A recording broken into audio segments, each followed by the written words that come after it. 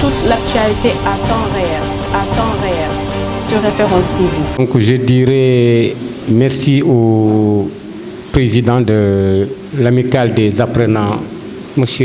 Buté, de nous avoir conviés à cette rencontre. Mais aussi, nous remercions aussi le PCA de nous accompagner autour de ce présidium pour nous donner la force de communiquer un tout petit peu par rapport à notre expérience, mais aussi essayer d'apporter notre modeste contribution sur le thème qui a été choisi par l'amicale des apprenants. Alors, donc moi, je m'appelle Djibi Diallo, je fais partie de la promotion 84-87.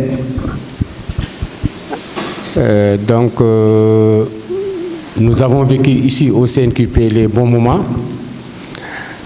Donc, après notre formation, j'ose dire que nous avons reçu une formation de qualité et c'est ce qui nous a permis, tout juste après notre sortie, vers les années 87, plus précisément au mois de juillet. Donc, par rapport à l'expérience que nous avons acquis au niveau de la formation, mais aussi au niveau des stages que nous avons eu à faire au niveau des entreprises, cette formation nous a permis d'être opérationnels dès la sortie de notre formation. Donc moi, si je prends mon exemple, nous avons terminé notre formation, je me rappelle très bien, c'était le 21 juillet. Donc, nous avons obtenu nos diplômes, mais j'ai signé mon premier contrat le 8 août. Le 8 août. Pour vous dire que pendant ce temps, vraiment, la formation que nous avions reçue ici au niveau du CNQP, vraiment, c'était une formation de qualité. Et j'ose dire que pendant ce temps, les entreprises de la place faisaient la queue au niveau du CNQP quand même pour recruter. Et jusqu'à présent, je pense que ce modèle existe.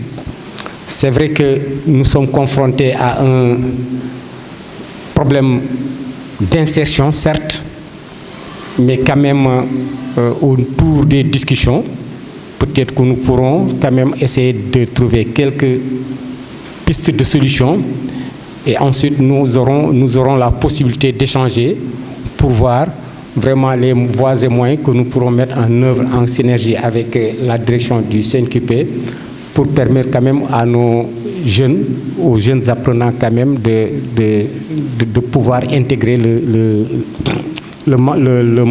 marché de l'emploi. Alors, donc, j'ai suivi cette formation pendant 3 ans. Bon, j'ai eu à travailler dans beaucoup d'entreprises. La première entreprise, c'était la Segoa. Donc, j'ai signé mon premier contrat, comme je vous l'ai dit, le 8 août 87. C'était un contrat de 6 mois. Donc, à l'issue de ces 6 mois, donc, j'avais exigé à ce qu'on me... Bon, l'entreprise a voulu quand même me reconduire pour un autre contrat de 6 mois. Je me suis dit, bon, moi, franchement parlant, compte tenu de mon expérience, je ne peux pas quand même rester toujours contractuel. Ou c'est un contrat à durée indéterminée, ou bon, moi, je vais essayer de chercher ailleurs. Donc, finalement, ma demande n'a pas prospéré. Automatiquement, bon, j'ai pas signé le deuxième contrat. 3 semaines après, j'ai été encore contacté par Carnot Metal Box. J'ai fait Carnot Metal Box, j'ai fait manutention africaine, SIPS, comment dirais-je, la cotonnière du Cap-Vert, SNCDS, Condac, tout ça. Mais au-delà de tout ça, mais ensuite, on était sorti avec le CQP. Mais quand même, moi, je ne me suis pas limité au CQP. J'ai fait encore des cours du soir pour avoir mon CAP, pour avoir mon BEP et pour avoir aussi mon BT. Et ce qui m'a permis aussi quand même vraiment d'être opérationnel durant tout ce temps. Mais au-delà de tout ça, après 98-99, j'ai changé de formation, comme on dit. Après, je me suis lancé dans la communication et actuellement, je suis responsable de fabrication à la télévision Mourchid TV, comme responsable chargé de la fabrication et du service de reportage. Donc, vous voyez que maintenant, voilà, tu as vu, comme disait Ndoye, donc nous ici, on avait reçu une formation de qualité et donc vraiment impossible n'était pas un apprenant du CNQP. Alors, maintenant, pour revenir un tout petit peu sur le thème qui a été choisi par les apprenants, je vais commencer par là où M. le PCA a terminé ses présentations, parce qu'il a dit « celui qui peut, peut ». Donc là, je pense qu'il y a une dose de volonté que l'on sous-entend. Parce que, comme on dit souvent, la volonté favorise la réussite. Que l'on soit doué ou non, mais il suffit de persévérer. Donc moi, le message que je veux lancer par là pour les apprenants, donc il va falloir qu'ils croient en leurs propres compétences. Donc sachant qu'actuellement, non seulement le monde de l'emploi est saturé, mais quand même, ils peuvent réussir quand il y a la volonté. Bon, maintenant, revenant pratiquement sur le thème, comme on le dit, la formation professionnelle et technique, bon, c'est vrai que c'est un pilier pour le développement, économique et social du Sénégal, mais qui parle de développement économique, je pense que doit parler de capital humain. Donc le capital humain, c'est très important. Donc la formation professionnelle et technique, nous en tant qu'être humain, ça doit être le moteur essentiel de notre développement. Alors, là pour ce faire, moi je pense qu'il va falloir qu'on essaie d'ouvrir nos yeux, mais quand même d'avoir au moins, comme on dit souvent, le courage d'affronter ces idées. Revenant sur le CNQP, moi je pense qu'actuellement ici, on ne peut pas, dans toutes les entreprises de la place, on ne peut pas ne pas trouver un élément du CNQP. Dans toutes les entreprises ici au Sénégal, on ne peut pas trouver un élément du CNQP, un ancien du CNQP, et qui occupe actuellement des postes de responsabilité dans ces entreprises. Donc, la formation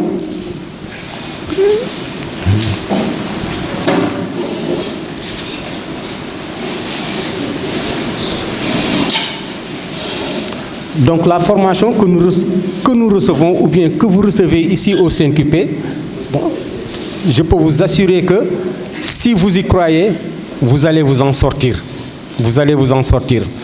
Monsieur le PCA a parlé tout à l'heure aussi d'entrepreneuriat. Moi, je pense que actuellement, ce qu'il faut se dire, il ne faut pas tout attendre de l'État du Sénégal. Il faut essayer quand même d'entreprendre.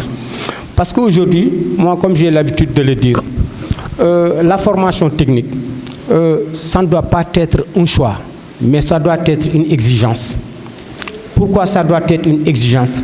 Parce qu'un pays ne peut pas se développer sans une bonne industrie. Et l'industrie, forcément, pour avoir une bonne qualité, forcément, il faut avoir de bons techniciens. Alors, si je prends un exemple, prenez l'exemple de la Sonatel, de la Sonacos, de la Sénélec.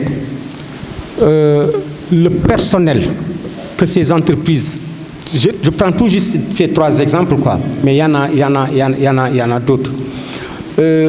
Sur le plan ressources humaines, vous verrez qu'au niveau de la Sonatel, de la Sénélec, de la Sunuor, ainsi de suite, ils n'ont qu'un seul directeur des ressources humaines. Ils n'ont qu'un seul directeur des ressources humaines qui gère au moins presque plus de 500 à 600 employés. Mais combien de techniciens ils ont? Cela veut dire que, donc, en termes de formation, Donc il est beaucoup plus facile de trouver un emploi en tant que technicien que de trouver un emploi en tant qu'administrateur ou bien en tant que comptable ou bien en tant que directeur des ressources humaines. Donc si nous faisons focus sur cette formation, forcément nous y arrivons. Maintenant, l'autre chose, c'est qu'actuellement, comme on dit souvent, la technologie, elle marche à la seconde. Et les nouveaux métiers, actuellement, tels que la mécanique automobile, nous sommes à l'ère des voitures électroniques. Il y a l'informatique, il y a le BTP. Donc tout ça, ce sont des métiers qui peuvent quand même prospérer. Maintenant, on charge pour l'État du Sénégal de renforcer les centres de formation pour quand même avoir au moins un potentiel humain qui pourront quand même relever les défis au niveau des industries. Mais au-delà de la formation que vous recevez, comme il l'a dit, il y a l'entrepreneuriat. C'est vrai que moi, en tant qu'électronicien, en tant que mécanicien automobile, en tant que chaudronnier, en tant que technicien du BTP, peut-être que demain, si je n'arrive pas à avoir un emploi dans une entreprise, ou bien l'État ne peut pas me garantir un emploi, donc rien ne m'empêche quand même d'essayer d'entreprendre. Maintenant, c'est vrai que pour entreprendre, il faut quand même du courage, mais aussi essayer de travailler en synergie. C'est vrai que quand vous êtes dans une promotion, essayez de tisser des relations. Ces relations pourront vous permettre demain, quand même, si vous voulez entreprendre, quand même, vous aurez au moins l'occasion quand même de fédérer vos forces pour quand même mettre en place une structure qui pourra quand même vous permettre quand même d'entreprendre et quand même de réussir dans la vie. Parce que l'État ne peut pas tout faire pour nous, ça il faut que tout le monde le sache. Même le secteur privé ne peut pas à chaque fois recruter ne peut pas toujours embaucher des apprenants. Parce que si on prend un exemple que moi j'ai vécu, quand j'étais à la SNCDS, j'étais responsable de fabrication. On recevait des stagiaires. Mais on avait un doyen, Martin. Lui, non seulement après la retraite, la direction l'avait maintenu. La direction l'avait maintenu parce qu'il avait beaucoup d'expérience par rapport aux installations et tout. Bon, moi aussi, en tant que responsable de fabrication, le fait de le maintenir sur place, vraiment, ça me gênait. Pourquoi? Parce que je me suis dit qu'il a déjà fait son temps, mais quand même, on doit quand même permettre au moins à la jeunesse de s'exprimer. Ensuite, j'ai saisi le directeur de la direction technique pour leur dire qu'actuellement, au niveau du CNQP, il y a des élèves, il y a des stagiaires qui sortent. Mais pourquoi pas ne pas recruter au moins 3 stagiaires pour 3 mois, 6 mois, ainsi de suite, essayer de les former.